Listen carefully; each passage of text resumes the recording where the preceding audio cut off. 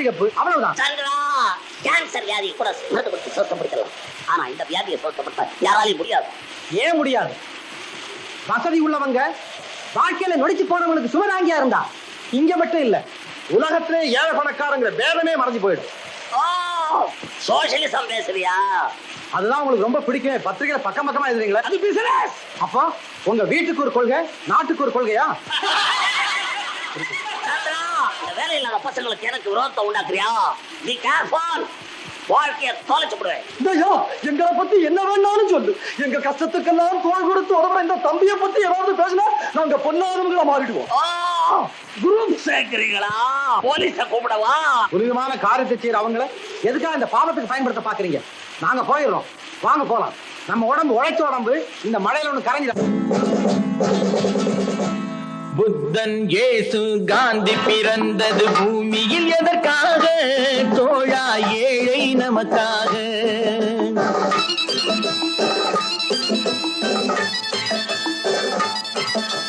புத்தன் இயேசு காந்தி பிறந்தது பூமியில் எதற்காக? தோழா ஏழை நமக்காக. கங்கை யமுனை காவிரி வைகை ஓடுவதற்காக? நாளும் உழைத்த தாகம் எடுத்த தோழர்கள் நமக்காக. கேள்விக்குறி போல் முதுகு வளைந்து உழைப்பது எதற்காக? மானம் ஒன்றே பெரிதென எண்ணி பிழைக்கும் நமக்காக. புத்தன் இயேசு காந்தி பிறந்தது பூமியில் எதற்காக? தோழா ஏழை நமக்காக.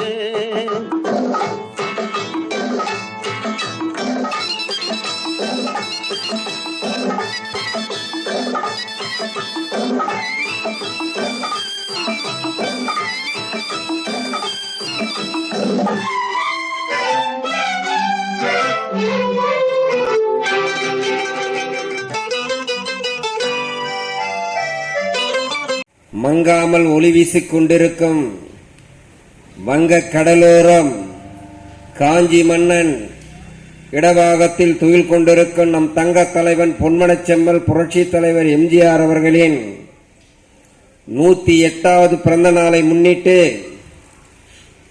சைதை தேரடியில் இன்று பொதுக்கூட்டம் அறிவித்திருக்கின்றேன். மதியம் 1 மணிக்கு அன்னதானமும் நடைபெற்றது. இந்த நிகழ்ச்சியில் கால்பந்து விளையாட்டு வீராங்கனைகள் ஒரு 25 பெண்மணிகள் வர வேண்டும். அவர்களுக்கு இப்போது அங்கே மேட்ச் நடப்பதால் பாரிஸில் 9 மணி ஆகுமாம். அங்கிருந்து தலைமை ஆசிரியர் தொலைபேசி மூலம் பேசியிருக்கின்றார். நீங்கள் என்னை மன்னித்து விடுங்கள், இங்கே அந்த குழந்தைகள் விளையாட்டில் மும்முரமாக இருப்பதால் நீங்கள் ஒரு நாள் எங்கள் பள்ளி வளாகத்துக்கு வந்து அந்த பரிசையினை இந்த மாணவிகளுக்கு வழங்குங்கள் என்று அவர் பாடிவிட்டார். தாய் இல்லாமல் நான் இல்லை, தானே எவரும் பிறந்ததில்லை, எனக்கு ஒரு தாய் இருக்கின்றார், அவர் என்றும் என்னை காக்கின்றார். அதுதான் உண்மை. தங்க தலைவனுடைய வரலாறை பற்றி தென்சென்னை கழக மாவட்ட செயலாளர் அன்பு சகோதரர் என் நசுருதீன் அவர்கள் மிக சிறப்பாக உரையாற்றினார்.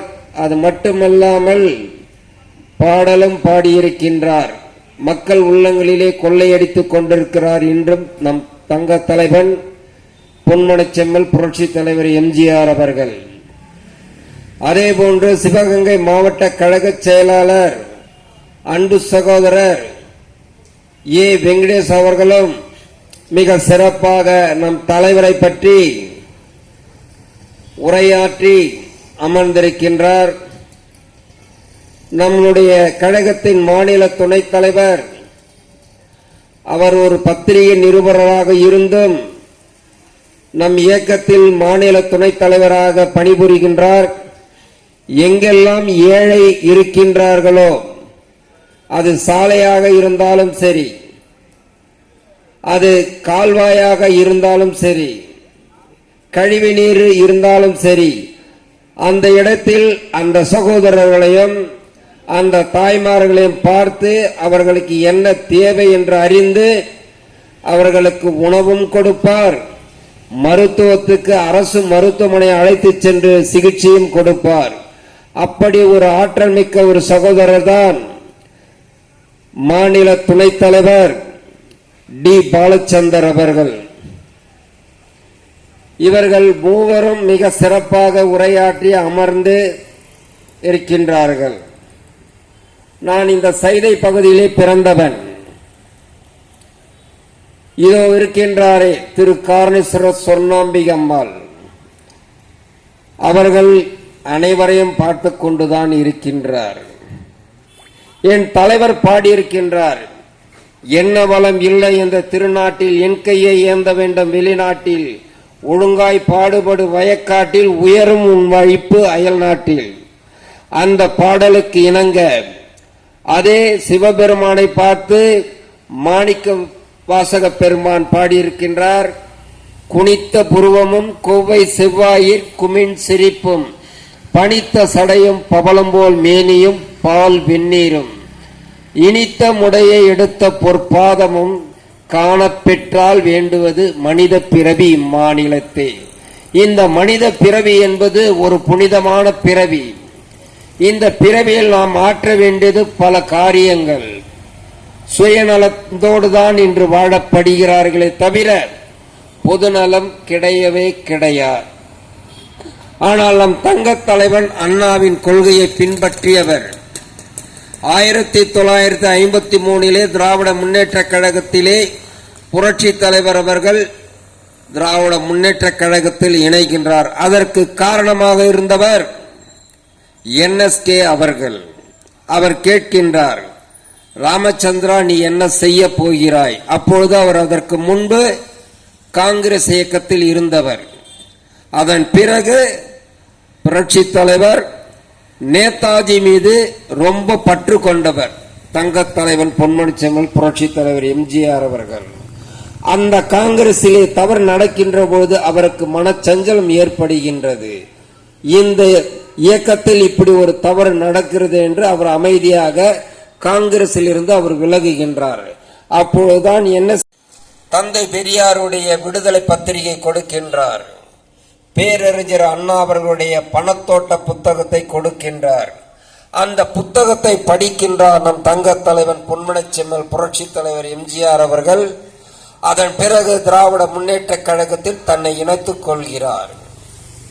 அவர் படங்களிலே நடிக்கின்ற பொழுது பண்பாடோடும் கலாச்சாரத்தோடும் இப்படிதான் ஒரு மனிதன் சமுதாயத்தில் இருக்க வேண்டும், இப்படிதான் பெண்களிடத்தில் பேச வேண்டும், இப்படிதான் இந்த படத்தில் நடிக்க வேண்டும், இதில் உள்ள பாடல்கள் கருத்துமிக்க பாடலாக இருக்க வேண்டும், குடிப்பழக்கமோ சிகரெட் குடிப்பதோ தவறான கொள்கைகள் வன்முறை கலாச்சாரம் இவை அனைத்தும் புரட்சி தலைவர் கவனமாக நடித்தார். நாம் நடிக்கின்ற படம் அந்த மக்களுக்கு அது பாடமாகவும் இருக்க வேண்டும், அறிவு களஞ்சியமாக இருக்க வேண்டும் என்று கிட்டத்தட்ட 128 படங்கள் நடித்தார். அவர் வாழ்க்கையிலே கடுமையான சோதனை, கடுமையான வேதனை, பஞ்சம் அவரை விரட்டியது. கிட்டத்தட்ட அவர் ஒரு 13 ஆண்டு காலம் கலைத்துறையில் ஒரு சாதாரண ஒரு சிறு துணை நடிகராதாம் வாழ்ந்தார். ஆனால் அவர் 40 வயதில்தான் 1947 ஜீவிடர் மூவிஸில் ராஜகுமாரி படத்தில் கதாநாயகன நடிக்கின்றார். அதன் பிறகு 1948 மந்திரி குமாரி, இன்று கலைஞரை பற்றி ஆஹா ஓஹோ என்று பேசப்படுகிறார்கள் அல்லவா, அந்த மந்திரி குமாரி திரைப்படத்திலே புரட்சி தலைவர் தான் அவர் என் நண்பர், அவருக்காக நீங்கள் வாய்ப்பு கொடுங்கள் என்று அன்று புகழ்பெற்ற எலிஸ் டங்கன் இயக்குனரிடம் சொல்லப்படுகிறார். அவர் ஒரு கதை வசனங்களை எழுது என்று சொல்றார். அந்த இயக்குனர் அப்பொழுது எழுதி கொடுக்கின்றார். அப்பொழுது அவருக்கு பிடித்து விட்டது. அப்படி உருவாக்கப்பட்டவர் தான் புரட்சி தலைவர் கலைஞரை. மந்திரி குமாரியில். அதே போன்று ராஜகுமாரி திரைப்படத்தில் துணை ஆசிரியராக இருப்பார். இதை ஏன் நான் உங்களுக்கு எடுத்து சொல்லுகிறேன் என்றால், தலைவர் மறைந்த பிறகு திராவிட முன்னேற்ற கழக சகோதரர்கள் நாங்கள் தான் திராவிட முன்னேற்ற கழகத்தை உருவாக்கினோம் என்று சொல்லப்படுகிறார்கள் அல்லவா? அது முற்றிலும் தவறு. அந்த உண்மை நமது பேரறிஞர் அண்ணா அவர்கள் பல கூட்டங்களில் பேசியிருக்கின்றார். ஒரு உதாரணம், அவர் கூட்டங்களை முடித்துக் கொண்டு வருகின்ற பொழுது ஒரு கிராமப்புற பகுதியில் ஒரு சாலை ஓரமாக வாகனங்கள் நிறுத்தப்படுகிறார்கள். அந்த இடத்திலே டீ குடிக்க வேண்டும். அப்பொழுது அண்ணா அவர்கள் சொல்றார், ஒரு 3 டீ வாங்கிட்டு வாங்க. அப்பொழுது அங்கே அந்த வயக்காட்டில் இருக்கும் மக்கள்கள் அந்த திமுக கொடியை பார்த்து இது எம்ஜிஆர் கட்சி என்று அண்ணாவிடம் கேட்கிறார்கள். எம்ஜிஆர் நல்லா இருக்கிறாங்களா ஐயா? அப்ப அண்ணா சொல்றார், நல்லா இருக்கிறாரு, அவர் கட்சி தான் இது. பேரறிஞர் அண்ணா படித்தவர், பண்பாளர், பகுத்தறிவாளர், எதிர்காலத்தை சிந்திக்கக்கூடிய ஆற்றல் மிக்க மாமனிதர் நம் பேரறிஞர் அண்ணா. அவர் நாவடக்கத்துடன் அதை எடுத்து சொல்லுகிறார். அப்பொழுது பக்கத்தில் இருக்கும் தம்பிமார், அண்ணா இது உங்களுடைய கட்சி, எம்ஜிஆர் கட்சின்னு சொல்றாங்களே, இது தப்பு அல்லவா அப்படின்னு சொல்லும் போது பேரறிஞர் அண்ணா சொல்றார் அழகாக, இந்த திராவிட முன்னேற்ற கழகத்தை வழி நடத்துவதே என் தம்பி எம்ஜி ராமச்சந்திரன். அவர் உண்மையான சாணக்கியமான மனிதர். அது மட்டுமல்ல, 1967 விருகம்பாக்கம் மாநாட்டில் பிரம்மாண்டமான மாநாடு, அதில் மாபெரும் தலைவர்கள் உரையாற்றுகின்றார்கள்.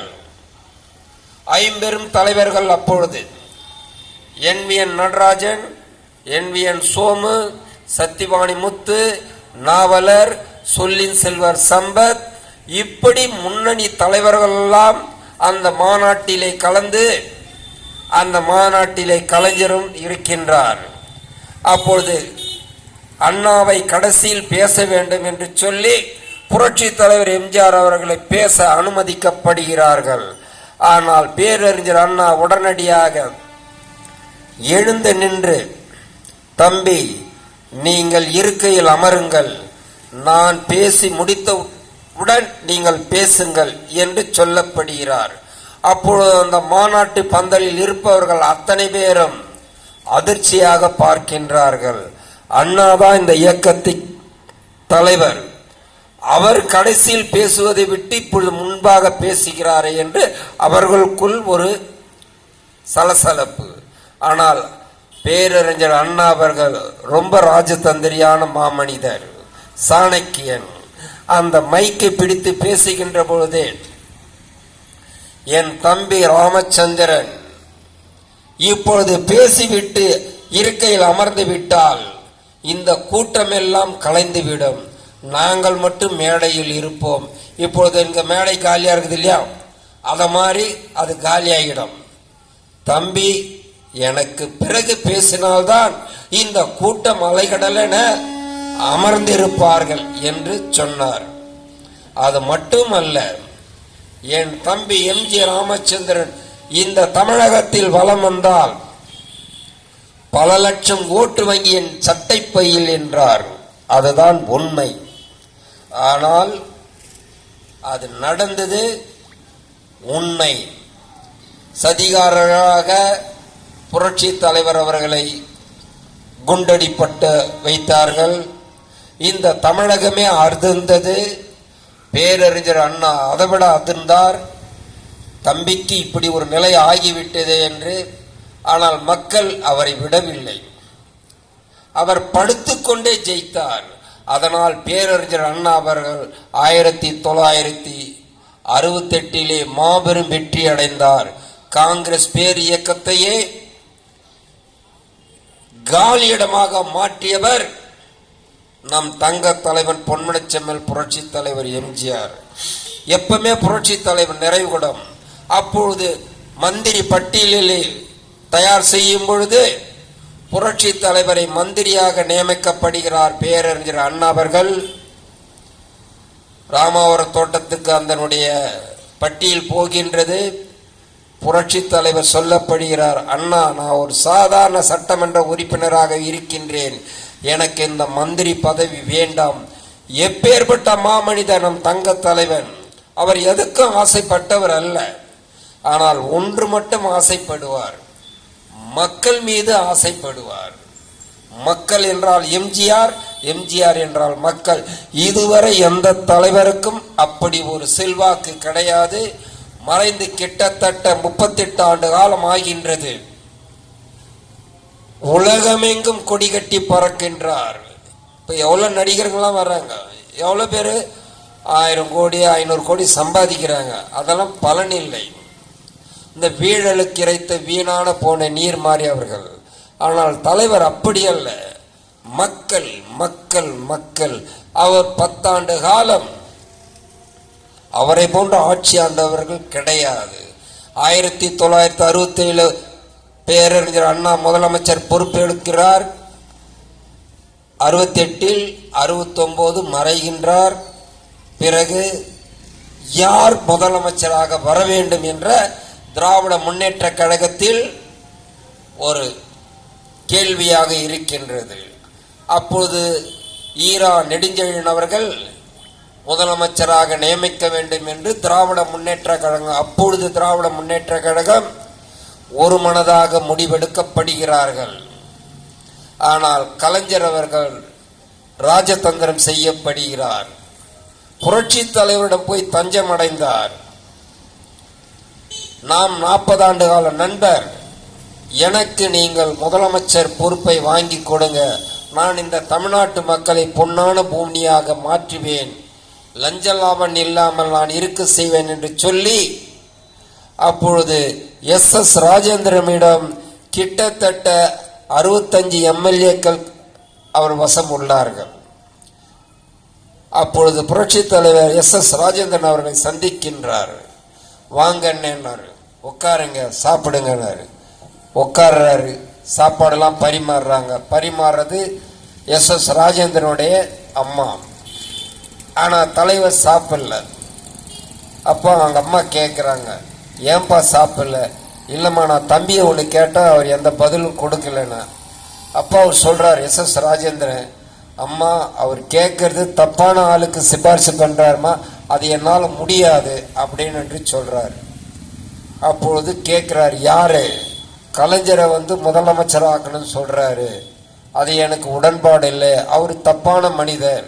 அப்போ அந்த அம்மா சொல்றாங்க, ராமச்சந்திரன் சொன்னா நல்லது நடக்கும், நீ உடனடியா ஒப்புதல் கொடு. அதன் பிறகு அந்த அம்மா சொன்ன பிறகு சரி நான் கொடுக்கிறேன். ஆனால் அப்பொழுது ஒரு வார்த்தையை அவர் உபயோகிக்கிறார், அண்ணே உங்க தலைக்கு இது தீம்பாக மாறும் என்று சொல்லி அவர் ஆதரவு கொடுக்கிறார். அப்படி உருவாக்கப்பட்டுதான் கலைஞர் அவர்களை முதலமைச்சராக நியமனம் செய்தார். வாழ்க்கையிலே புரட்சி தலைவர் எந்த தவறும் செய்யவில்லை. வாழ்க்கையில செய்த மாபெரும் தவறு, கலைஞர் அவர்கள் தன் நண்பர் என்று நினைத்து முதலமைச்சராக நியமனம் செய்தார். நியமனம் செய்தவுடன், ஆட்சிக்கு வந்தவுடன் உடனடியாக புரட்சி தலைவரை கட்சி விட்டே விலக்கினார். அதில் அவர் ரொம்ப ராஜதந்திரி, குள்ளநரித்தனம் நிறைய பண்ணுவார். புரட்சி தலைவர் எடுத்துட்டாக்கா இந்த திராவிட முன்னேற்ற கழகமே நமக்கு தான். அந்த திராவிட முன்னேற்ற கழகம் உருவாக்கப்படும் போது பேரறிஞர் அண்ணா தலைவர் பதவி காலியாக வைத்தார். அது தந்தை பெரியாருக்கு தான் அந்த இடம், நான் பொதுச் செயலாளராக இருக்கின்றேன் என்று. ஆனால் கட்சி அவர் வசத்தை புரட்சி தலைவர் வெளியே எடுத்தவுடன் திராவிட முன்னேற்ற கழகத்தின் தலைவராக பொறுப்பேற்றார். இது அண்ணாவின் கொள்கை அல்ல, தந்தை பெரியாரின் கொள்கை அல்ல. புரட்சி தலைவரை விலக்கி விட்டோன்னா பெரியவங்க சொல்லுவாங்க, பூனை கண்ணை முடிச்சுன்னா பூலோகமே இருண்டு போடணும். அத மாதிரி புரட்சி தலைவர் கட்சி விட்டு எடுத்துட்டாக்கா இந்த திராவிட முன்னேற்ற கழகம் தான் கொடி கட்டி பறக்கும், எம்ஜி ராமச்சந்திரன் காணாம போயிடுவான் என்று. அது முற்றிலும் தவறாக மாறியது. புரட்சி தலைவருக்கு அலைகடல் என மக்கள் திரண்டார்கள். இப்பொழுதெல்லாம் கட்சி உருவாக்குறாங்க. உருவாக்கிட்டு அவங்க என்ன பண்றாங்க, தேர்தல் வரும்போது இப்போ நான் இடைத்தேர்தல் நிற்க மாட்டேன்னு சொல்கிறாங்க. அது எனக்கு ரொம்ப வேடிக்கையாக இருக்குது. ஏன் இப்பொழுது அனைத்து இந்திய அண்ணா திராவிட முன்னேற்ற கழகமே ஈரோடு இடைத்தேர்தல் வருது, நாங்கள் நிற்க மாட்டேன்றாங்க. இப்போது அன்பு சகோதரர் ஒரு கட்சி உருவாக்கி இருக்கிறார், அவரும் நிற்க மாட்டேன்றாங்க. அப்போ எதுக்கு நீங்கள் கட்சியெல்லாம் ஆரம்பிக்கிறீங்க? அந்த மக்களை சந்தித்து எவ்வளவு வாக்கு கிடைக்கும் என்று பார்த்த பிறகுதானே உங்களுக்கு அங்கே என்ன அங்கீகாரம் கிடைக்குது என்று தெரியும். ஆனால் புரட்சி தலைவர் அப்படி அல்ல. திண்டுக்கல்லிலே கட்சி ஆரம்பித்த 3 மாதத்தில் திண்டுக்கல்லிலே மாயத்தேவர் அவர்களை தேர்தலிலே போட்டியிட வைக்கின்றார். அப்பொழுது பெருந்தலைவர் காமராஜ் இருக்கின்றார், மூதறிஞர் ராஜாஜி இருக்கின்றார், திராவிட முன்னேற்ற கழகம், கம்யூனிஸ்ட், இப்படி பல கட்சிகள் இருக்கின்றது. நம் தங்க தலைவன் அண்ணா திமுக என்ற ஒரு இயக்கத்தை உருவாக்கிய பொழுது மக்கள் அலைகடனென திரண்டு அந்த இரட்டை இலையிலே கிட்டத்தட்ட 2,65,000 ஓட்டுக்கு மேல் மாபெரும் வெற்றி அடை செய்தார்கள். இதுதான் கட்சியினுடைய கொள்கை கோட்பாடு. இதை நான் ஏன் உங்களுக்கு குறிப்பிடுகிறேன் என்றால், இப்பொழுது கட்சி ஆரம்பித்து நான் நிற்க மாட்டேன், இடைத்தேர்தலில் தான் நிற்க மாட்டேன்னு சொல்றாங்க. அப்போது உங்களுக்கு அது எந்த பலனும் கிடையாது. மக்களை சந்திக்கணும். இன்னைக்கு ஆட்சிக்கு வராங்க, இதனால் மக்களுக்கு ஏதாவது நன்மை உண்டா? கிடையாது, ஒருபொழுதும் கிடையாது. மக்களாகிய நீங்கள் சிந்திக்க வேண்டும். புரட்சி தலைவர் ஒரே ஒரு வார்த்தை தான் சொன்னார், மக்கள் வரி பணத்தை மக்களுக்காக செலவழிக்கப்பட வேண்டும், இதுதான் அண்ணாவின் கொள்கை என்றார். அவர் 10 ஆண்டு காலம் ஆட்சி, அவர் 77 ஆட்சி பொறுப்பேற்கின்ற பொழுது மாபெரும் மழை வெள்ளக்காடாக ஓடுகின்றது. சைதாப்பட்ட ஆறு அப்படியே மிதக்குது. இங்க இருக்கிற மேம்பாலம் பிரிச்சு அதுக்கு மேல தண்ணி போகுது. மக்களுக்கு குடியிருக்க வாய்ப்பு இல்லை. அப்பொழுது அரிசி பஞ்சம், விலைவாசி ஏற்றம். அதாவது கலைஞர் ஆட்சியில் கஜானாவை காலியாகிட்டார், இருக்கிறதெல்லாம் அவர் சுத்தினார். அதை தலைவர் அன்னைக்கா பாட்டார், மக்கள் நலம் மக்கள் நலம் என்றே சொல்வார், தன் மக்கள் நலம் என்று மனதில் வைத்துக் கொள்வார். அதே போல மக்களை பற்றி கவலைப்பட தன் மக்களை பற்றி தான் அவங்க, அதுதான் இன்று நடந்திருக்குது.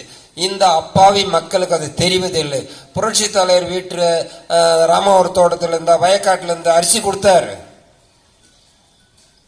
அப்பொழுது 50 கிலோ அரிசி கொடுத்தார், 500 ரூபாய் கொடுத்தார். கிட்டத்தட்ட அவர் 77 கொடுக்கின்ற பொழுது ஆயிப்போச்சு. இப்போ ஒரு 48 வருட காலம் ஆகுது. அந்த 500 ரூபாய் இன்னைக்கு 50,000 ரூபாய் மதிப்பீடு. மக்களுக்காகவே அவர் செலவழித்தார், மக்களுக்காக திட்டங்களை கொடுத்தார். சத்துணவு திட்டத்தை கொடுக்கின்றார். சத்துணவு திட்டம் கொடுக்கின்ற பொழுது அப்பொழுது அதிகாரிகள் சொல்லப்படுகிறார்கள், ஐயா இந்த சத்துணவு திட்டம் கொடுத்தால் நம்மிடம் வரி கிடையாது, நமக்கு அதுக்கு வாய்ப்பு கிடையாது என்றார். அப்ப புரட்சி தலைவர் அழகா சொன்னார், நான் இந்த திட்டத்தை ஒரு விளம்பரத்துக்காக நான் தரவில்லை. படிக்க முடியாத ஏழை குழந்தைகள் அவர்கள் வயிறார சாப்பிட முடியாமல் பள்ளிக்கு செல்ல முடியவில்லை.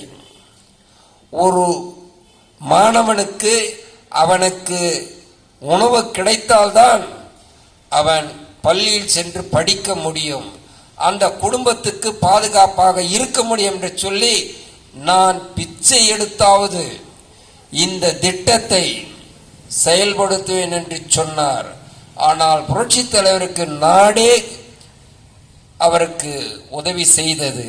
கிட்டத்தட்ட 67 லட்சம் மாணவர்கள் பயனடைந்தார்கள். இன்று அவர்கள் உயர் அதிகாரியாக இருக்கின்றார்கள், மாவட்ட ஆட்சியராக இருக்கின்றார்கள், காவல்துறை ஆணையராக இருக்கின்றார்கள். பல துறையில் புரட்சி தலைவர் மக்களுக்காக திட்டத்தை செலவழித்தார். ஒரு பொழுதும் வரி பணத்தை விரயமாக்கவில்லை. அவர் இந்த இலவசம் கொடுக்கவே இல்லை. புரட்சி தலைவர் நன்கு தெரியும், இது மக்கள் ரத்தத்தை வியர்வையாக சிந்தி செலுத்துகின்ற வரி பணம். இந்த வரி பணத்தை நாம் தவறான முறையில் விரயமாக்க கூடாது என்பதற்காக பல நல்ல நல்ல திட்டங்களை எல்லாம் கொடுத்தார். விலைவாசி ஏற்றவில்லை. நான் அப்பொழுது ஒரு நெசவாளியின் மகன், ரொம்ப கஷ்டப்படும், கருணிச்சிட்டு வந்தாதான் சாப்பாடு. ஆனால் அவர் ஆட்சி காலத்தில் 20 கிலோ அரிசி, இப்போ பொன்னி அரிசின்னு சொல்லப்படுகிறார்கள் அல்லவா, 20 கிலோ அரிசி கொடுத்து அதில் 1 கிலோ அரிசி இனாமாக கொடுப்பார். கோதுமை, மைதா, ரவை, கிருஷ்ணாயில், பாமாயில், பல வகையான பொருள்கள் மக்கள் உபயோகப்படுத்த வேண்டும் என்பதற்காக அவர் அரும்பாடு பட்டார். அப்பொழுது அந்த பாமாயில் மும்பையில் அது சரியாக செயல்படவில்லை. அதை புரட்சி தலைவர் உடனடியாக அதை அறிந்து அதை எப்படி சரி செய்ய வேண்டும், அதை எப்படி இந்த மக்களுக்கு விநியோகிக்க வேண்டும் என்று சொல்லி அதை முறைப்படுத்தி மக்களுக்கு வழங்கினார். 5 கிலோ பாமாயில் எண்ணெய் 1ஆம் தேதி ஆரம்பித்தால் 30ஆம் தேதி வரை அந்த ரேஷன் கடையில் கூட்டமாக இருக்கும். எல்லா மக்களும் பசி இல்லாமல் வாழ்ந்தார்கள், பஞ்சம் இல்லாமல் வாழ்ந்தார்கள். அதில் இந்த எளியவனும் ஒருவன். நான் ஒரு நெசவாளி மகனாக பிறந்தவன். நான் புரட்சி தலைவர் மீது அதிகம் பற்று உள்ளவன். 1967 புரட்சி தலைவர் பறைமலை சட்டமன்றத்திலே போட்டியிடுகின்ற பொழுது அப்பொழுது எனக்கு 9 வயது இருக்கும் என்று நான் நினைக்கிறேன். அப்பொழுது இந்த கல்லாறு போனால் அது ஒரு சின்ன பாதை தான், அதை நேராக போனால் அது பறைமலைக்கு போகும். அது அப்போதெல்லாம் ரோடெல்லாம் அவ்வளோ இது கிடையாது. இங்கிருந்து நான் போய் புரட்சி தலைவருக்காக நான் பிரச்சாரம் செய்தவன். அப்போது அந்த ஊதுகுழி பெருசா இருக்கும். அது என்னன்னு பிரச்சாரம் பண்ணுவோன்னா, காமராஜி அண்ணாச்சி கடுகு விலை என்னாச்சு, கக்கஞ்சி அண்ணாச்சி காப்பி விலை என்னாச்சு, பக்தவசல் அண்ணாச்சி பருப்பு விலை என்னாச்சு. இப்படி நான் 67 நான் புரட்சி தலைவருக்காக பிரச்சாரம் செய்தவன். அதன் பிறகு 72 கட்சி ஆரம்பித்த பிறகு புரட்சி தலைவருக்காக நான் பணியாற்றி வந்தேன். நான் தொலைபேசி நிறுவனத்தில் இருக்கின்ற பொழுதே இந்த ஸ்பெக்ட்ரம் ஊழலை விரிவாக எடுத்து பேசியவன். நான் தொழிற்சங்கத்தில் ஒரு முக்கியமான பொறுப்பில் இருந்தவன். என்னை யாரும் தொலைபேசி ஊழியனாக கருத மாட்டார்கள். அங்கேயே என்ன சொல்லுவாங்க, நான் மேடையிட நான் சிஜிஎம் ஆஃபீஸ்லாம் போய் பேசுவேன். கிட்டத்தட்ட 500 தோழர்கள் இருப்பாங்க. மாநில தலைவர் செயலாளர்லாம் பேசிட்டு அவங்க சிஜிஎம் சீஃப் ஜெனரல் மேனேஜரை போய் தொழிலாளர் குறைகளை பற்றி பேசுவாங்க. கிட்டத்தட்ட 1.5 மணி நேரம் நான் பேசுவேன். அப்போ அந்த பேசும்பொழுது அந்த சீஃப் ஜெனரல் மேனேஜர் உன்னிப்பாக கவனிப்பார். இந்த காம்ரேட் என்ன பேசுகிறார், இவர் என்ன கருத்து சொல்லப்படுகிறார், ஏதாவது தவறான ஒரு வார்த்தைகளை உபயோகப்படுத்துகிறாரா என்று உன்னிப்பாக அந்த கான்பரன்ஸ் ஹாலில் பேசுகின்ற போது அப்போது என்னுடைய உரையை கேட்டுக்கொண்டு மாநில பொதுச் செயலாளரிடம் கேட்கின்றார், "Who are you man?" ஸ்பீச்னு கேட்கிறார். அப்போது தலைவர் சொல்றார், KK நகர் எக்ஸ்னல் 1 டிவிஷன் செக்ரட்டரியா இருக்கிற அப்போது என் பெயர் ஆர் சங்கர். மிக சிறப்பாக இந்த காம்ரேட் பேசுறார். இவர் எதிர்காலத்தில் ஒரு பெரிய மாற்றமாக உருவாகும். அது அந்த கூட்டம் முடிஞ்சோன்னா நான் பாண்டி கிட்டத்தட்ட அன்னைக்கு 1.5 மணி நேரம் பேசுறேன். அந்த வலசர பிரசவ